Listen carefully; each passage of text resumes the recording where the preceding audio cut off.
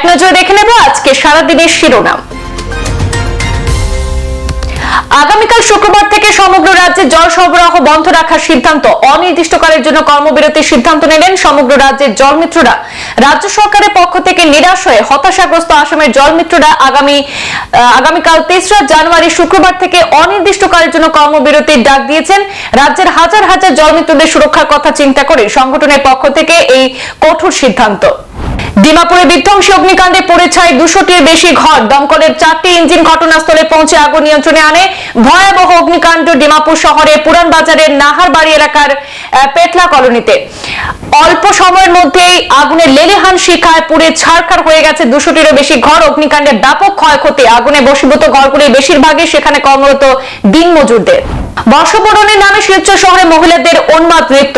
বহিরাজ্যে ভাড়া করা মহিলাদের এনে খাটো পোশাকে উদ্দাম নৃত্যের বিরুদ্ধে সোচ্চার সচেতন নাগরিকরা। সাংস্কৃতিক শহরকে অপমান করে শহরে পশ্চিমা সংস্কৃতি আমদানির অভিযোগে তুমুল বিতর্কে জড়িয়েছে শিলচরের বড়াইল ভিউ রিজেন্সি। শহরবাসীর প্রতিবাদে উত্তপ্ত পরিস্থিতির সৃষ্টি হয়। শুরু হয় ঢিল ছোড়াছুড়ি। তাৎক্ষণিক পদক্ষেপ প্রশাসনের। পরিস্থিতি নিয়ন্ত্রণের বাইরে যাওয়ায় খবর পেয়ে অতিরিক্ত পুলিশ সুপার বিশাল পুলিশ বাহিনী নিয়ে মাঠে নামেন। তড়িঘড়ি ঘটনাস্থলে পৌঁছান কাছাড় জেলা ম্যাজিস্ট্রেটও। জামিন হয়নি চিন্ময় কৃষ্ণ দাসের। শুনানিতে আসামি পক্ষের 11 আইনজীবী। আবার বিতর্ক বাংলাদেশে। আজ বৃহস্পতিবার চট্টগ্রামের মহানগর দায়রা আদালত ধৃত সন্ন্যাসী চিন্ময় কৃষ্ণ দাসের জামিনের আবেদন খারিজ করে দিলেন।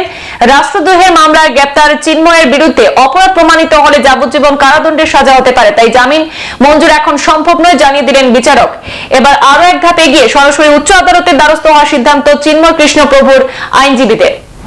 অরুণোদয় প্রকল্প সহ সরকারি সমস্ত সুযোগ সুবিধা থেকে বঞ্চিত হরিনগর এবং রাজাটিলা এলাকার জনসাধারণ। সরকারি গাইডলাইন অনুযায়ী বুথ স্তরে সভার আয়োজন করে অরুণোদয় হিতাধিকারীদের চয়নের কথা রয়েছে, কিন্তু সদ্য ডিলিমিটেশনে করিমগঞ্জ তথা বর্তমান শ্রীভূমি জেলার সাথে সংযুক্ত হওয়া দুই জিপিতে আজ পর্যন্ত সরকারিভাবে কোনো সভায় অনুষ্ঠিত হয়নি বলে অভিযোগ। সরকারি বিভিন্ন জনহিতৈষী প্রকল্প থেকে সম্পূর্ণ বঞ্চিত বৃহত্তর হরিনগর এবং রাজাটিলার জনগণ। কাটিগড়া বিধায়ক খলিল উদ্দিন মজুমদারের উপস্থিতিতে প্রতিবাদী সভায় তীব্র ক্ষোভ। পাকিস্তানের শ্রেয়সীর সঙ্গে মেলার তাগিদে জীবন বাঁচিয়ে রেখে সীমান্ত পেরোনোর পর পাক পুলিশের হাতে ধরা পড়েছে ভারতীয় যুবক। সামাজিক যোগাযোগ মাধ্যমে পরিচয় থেকে ক্রমেই পাক মহিলার সঙ্গে প্রেমের সম্পর্কে জড়িয়ে পড়েছিল ইউপি আলিগড়ের যুবক। প্রেমের টানে অবৈধভাবে পাক সীমান্ত পেরিয়ে পাকিস্তান পুলিশের হাতে বন্দী ভারতীয় যুবক। পাক ভূখণ্ডে ঢুকে যাওয়ার পরও ভালোবাসার মানুষটির সঙ্গে দেখা হলো না ভারতীয় প্রেমিকের। এক সপ্তাহের অভিযানে ২৭টি চুরি হওয়া মোবাইল ফোন সহ ল্যাপটপ উদ্ধার কাছাড়ে। কাছাড় পুলিশের বিশেষ অভিযানে আটক ৩ মোবাইল চোর। উদ্ধার হওয়া সামগ্রীগুলি বৃহস্পতিবার তাদের মালিকদের হাতে তুলে দিলেন কাছাড়ের জেলা পুলিশ সুপার নোমাল মাহাতো। হারানো মোবাইল ফোন এবং ল্যাপটপ হাতে পেয়ে কাছাড় পুলিশকে কৃতজ্ঞতা জানালেন ভুক্তভোগীরা। পাঞ্জাব হরিয়ানার কৃষকদের টানা আন্দোলন এবং অনশনের মুখে নতুন বছরে মোদী সরকার চাষীদের স্বার্থে জোড়া সিদ্ধান্ত গ্রহণ করল।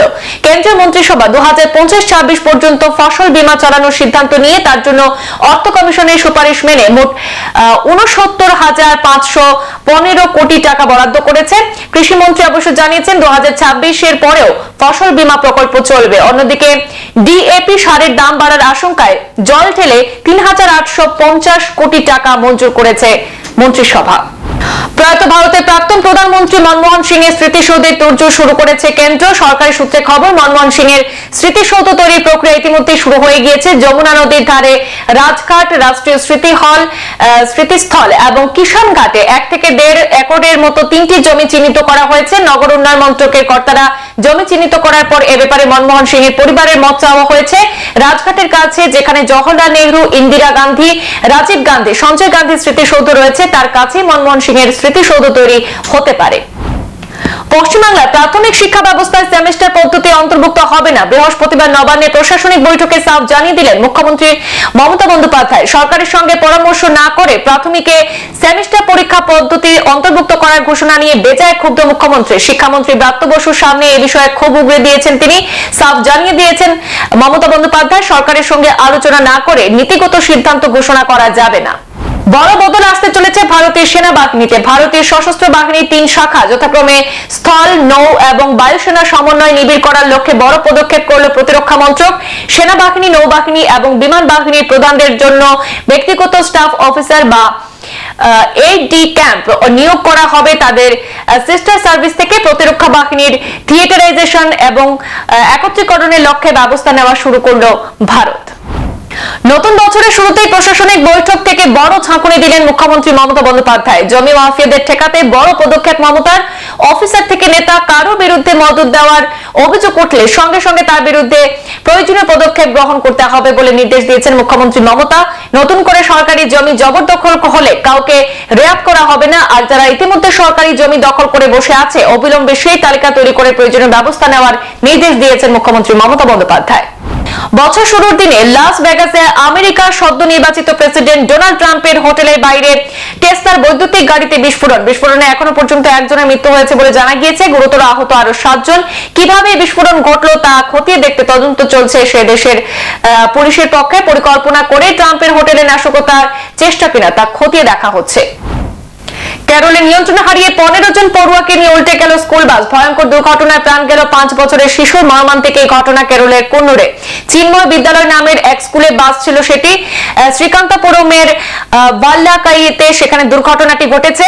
স্কুল শেষের পর পড়ুয়াদের নিয়ে বাড়ি ফিরছিল সেই বাস। কিছুটা ঢালু রাস্তা দিয়ে নামার সময় বাস চালক নিয়ন্ত্রণ হারান, তারপরে সেটি পুরোপুরি উল্টে গিয়ে পড়ে রাস্তার উপর। অবশেষে মুক্তি ভোপাল গ্যাস দুর্ঘটনা। 40 বছর পর ইউনিয়ন কার্বাইড কারখানা থেকে সরানো হলো 337 মেট্রিক টন বর্জ্য। আগুন ধরবে না এমন 12টি কন্টেনারে করে বুধবার রাতে মোট 337 টন কেমিক্যাল বর্জ্য ভোপাল থেকে সরিয়ে নেওয়া হয়েছে। অল্প দিনের মধ্যে তা নষ্ট করে দেওয়া হবে। ভোপাল থেকে প্রায় 250 কিলোমিটার দূরে ইন্দোরের কাছে পিথমপুর নামের একটি জায়গায় সেই বর্জ্যকে নষ্ট করে ফেরার কাজ ইতিমধ্যে শুরু হয়েছে। শিরোনাম এই পর্যন্ত। বিস্তারিত খবর পেতে অবশ্যই চোখ রাখুন পূর্বাঞ্চল প্রতিদিনে। দেখা হচ্ছে পরবর্তী প্রতিবেদনে। ধন্যবাদ।